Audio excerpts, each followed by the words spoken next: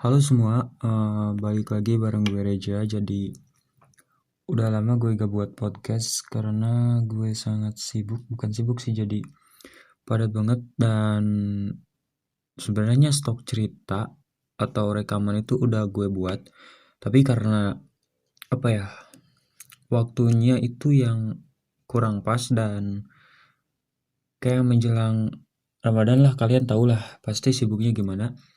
Tapi karena ada pandemi ini jadi sedikit berkurang, tapi ya sedikit berkurang, tapi masih sibuk untuk suatu hal yang gue kerjain yang lebih penting mungkin. Tapi menurut gue podcast ini juga penting, sangat penting sekali. So jadi gue mau bercerita yaitu tentang in-house part 2, karena part satunya sudah gue buat uh, untuk opening, bukan untuk opening, untuk podcast pertama dari apa ya, dari diary horror. Dan ini pure cerita gue, pure yang terjadi kepada gue, yaitu yang ada di rumah ini, yang dimana gue tinggal. So jadi gini ceritanya.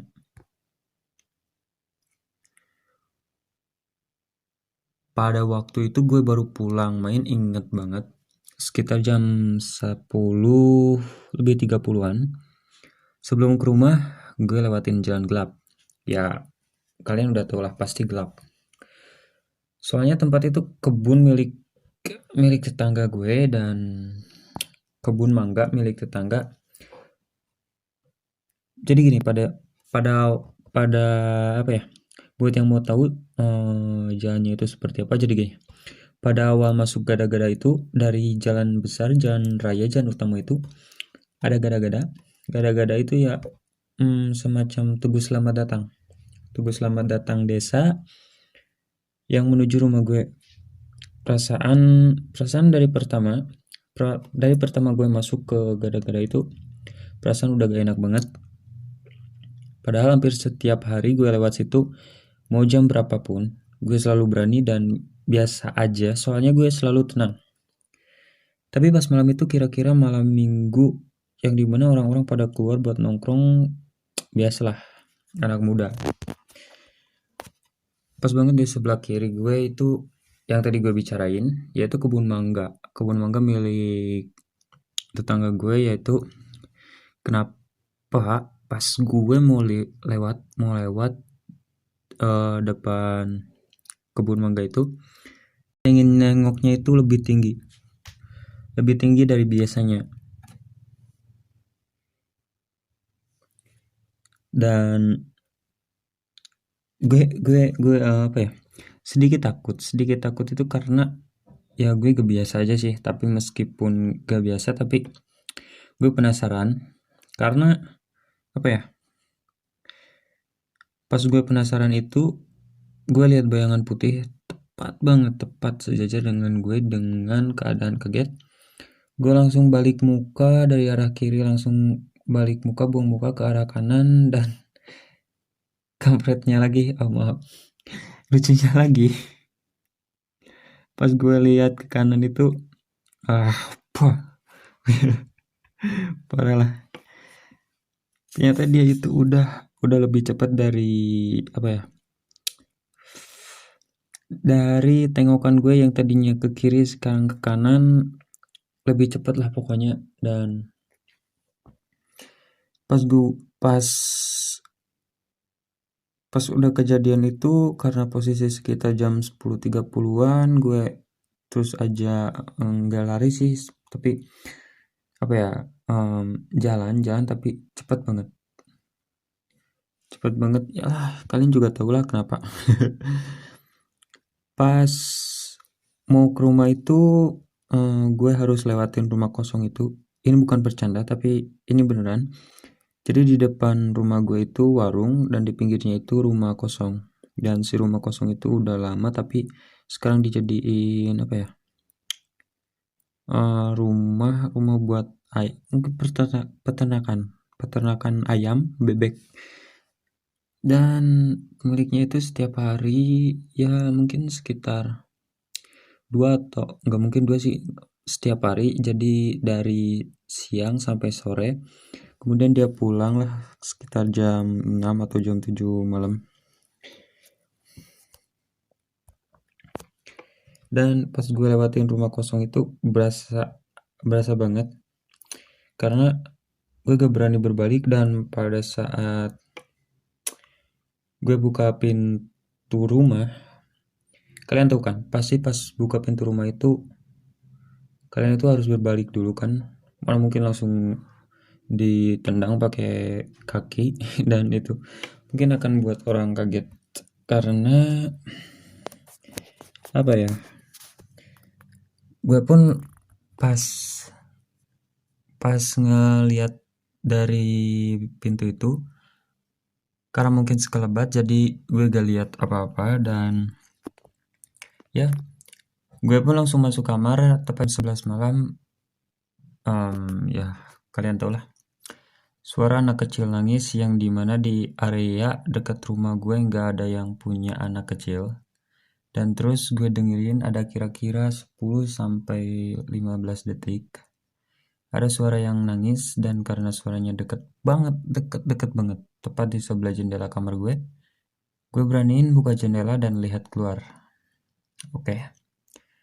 Dan mungkin si setan bakal bilang surprise. Dan tapi karena apa ya, karena tekad gue udah berani, mungkin gak tahu ada wujud atau tidaknya, tapi si suara itu pas ketika gue buka jendela, suaranya itu langsung hilang. Sumpah langsung hilang. Apa ya, karena mungkin karena dia tahu kedatangan gue bukan jadi maksudnya apa ya, jadi mungkin maksudnya dia gue itu mengganggu dia dan padahal dia itu ganggu gue gitu kan. So jadi kita lanjut. Kira-kira jam 12 malam lebih gue pergi ke kamar mandi, ya dimana gue masih ingat kejadiannya. Setelah keluar dari kamar mandi, gue di kamar mandi itu denger lagi suara yang nangis anak kecil. Tepat banget di belakang rumah. Dan gue gak tahu itu siapa. Dan gue berpikir lagi, mungkin anak yang tadi lagi. Dan percuma gue lihat karena pasti si suara itu udah gak ada lagi sih. Pas ada tiga atau nggak sampai 30 detik lah pokoknya. Seperti tadi 10-15 detik suaranya itu langsung hilang lagi. Dan setelah keluar dari kamar mandi, saat gue buka pintu ada anak kecil sekelebat lewat dekat di depan gue, di depan menuju arah depan, tepatnya kamar gue, depan kakak gue itu. Nah buat kalian yang udah dengerin, maaf ya, yang udah dengerin podcast series in house yang pertama, kalian juga tahu pasti letak kamar kakak gue di mana. Dan kalian pasti tahu jadi dia itu lari ke kamar kakak gue. Dan karena kan otomatis karena gue kaget dan di rumah nggak ada anak kecil. Dan apa ya, rasa penasarannya itu tinggi tapi campur takut karena apa ya, yang tadinya bercanda ingin ketemu, pada akhirnya takut juga sih. Gak tahu kenapa, tapi ya kalian pasti tahulah kenapa. Dan apa ya, si anak kecil itu lari ke kamar depan yang dimana kakak gue tidur di sana. Dan tapi pas si anak kecil kesana itu tidak ada kakak gue karena dia nggak ada di rumah. Otomatis kan karena gue kaget dan di rumah nggak ada anak kecil, gue pun lari ke kamar kakak gue, langsung ngejar. Dan padahal apa ya, pas dia udah sampai kamar gue langsung kejar. Dan kalian tahu loh kenapa pasti kalau apa ya, kalau anak kecil kalau diajak main pasti kalau lo kejar gelap, gue nyalain lampu. Dan Terus gue cari pun masih gak ketemu, dan masih ada satu spot, yaitu kalian tau lah, anak kecil pasti apa ya, dia pasti ngumpet di bawah kasur, kalau gak di belakang lemari atau di tepat di sampingnya, yang fokusnya ada ruang. Dan pada saat itu hanya tersisa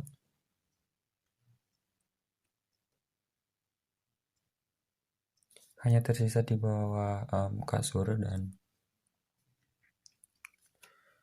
gue pun kembali ke kamar dengan kaki gemetar karena pas gue lihat tadi di bawah kasur itu gue gak lihat apa-apa, dan posisinya itu jadi buat gue yang tadinya gue memojokkan si makhluk ini, dan akhirnya gue dibalikan di epic comeback mungkin untuk para gamers.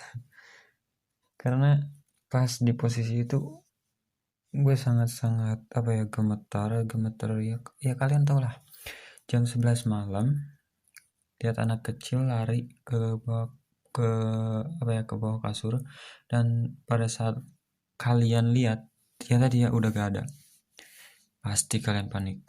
Gue pun gitu, dan gue balik ke kamar dan gue tiduran tanpa megang HP dalam posisi lampu menyala dari sekitar jam 11 lebih sampai jam berapa ya, kira-kira hampir subuh. Pokoknya hampir subuh itu jam 4 ya, jam 4 lebihan lah, jam 4 lebihan baru bisa tidur.